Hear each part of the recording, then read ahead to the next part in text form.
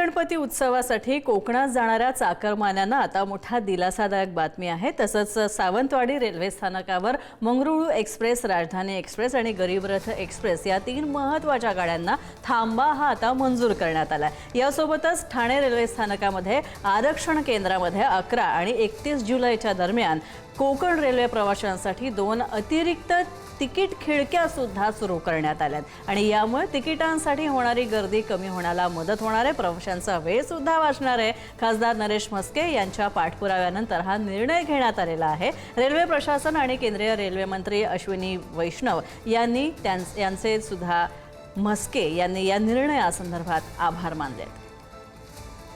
सावंतवाडी या ठिकाणी टर्मिनल होण्याची गरज आहे। त्या दृष्टीने जर ते एकदा टर्मिनल झालं की अनेक गाड्या आपल्याला सोडता येतील। ठाणा स्टेशनवरनं गाडी सोडण्याच्या मागण्या आहेत, परंतु ठाणा स्टेशन एवढं ओव्हरपॅक झालेलं आहे, अतिरिक्त लाईन, अतिरिक्त कारशेड या सर्व गोष्टींची कमतरता आहे। आणखी जागा उपलब्ध नाही आहे आणि ठाणे आणि मुलुंड दरम्यानचं नवीन स्टेशन सुरू झालं की आपल्याला तो मार्गसुद्धा काढता येईल आणि अतिरिक्त गाड्या आपल्याला सोडता येईल। कारण अतिरिक्त गाडी सोडणं फक्त विषय नसतो, तर त्याला कारशेड आणि या सगळ्या गोष्टींची गरज असते। सावंतवाडी जर टर्मिनल सुरू झालं तर त्या ठिकाणी गाडीत पाणी भरणं, स्वच्छता करणं, पार्किंग करणं या गोष्टी सावंतवाडी टर्मिनल नसल्यामुळे शक्य होत नाही आहेत आणि त्यामुळे अतिरिक्त वेगळ्या स्पेशल गाड्या सोडायला थोड्याशा अडचणी येतात, त्या सुद्धा दूर करण्याचा आम्ही प्रयत्न करतो। बुकिंग मिळणं म्हणजे तसं खूप अशक्य अशी गोष्ट असते। तुम्हाला तर माहिती आहे की गणेशोत्सवाच्या काळात 1 मिनिट सुद्धा लागत नाही की ज्या आपल्या मेन गाड्या त्या सगळ्यात लगेच फुल होऊन जातात।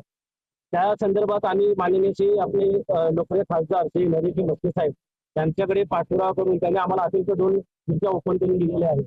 त्याच्यासाठी आज त्यांच्या हस्ते आज उद्घाटन सोहळा होणार।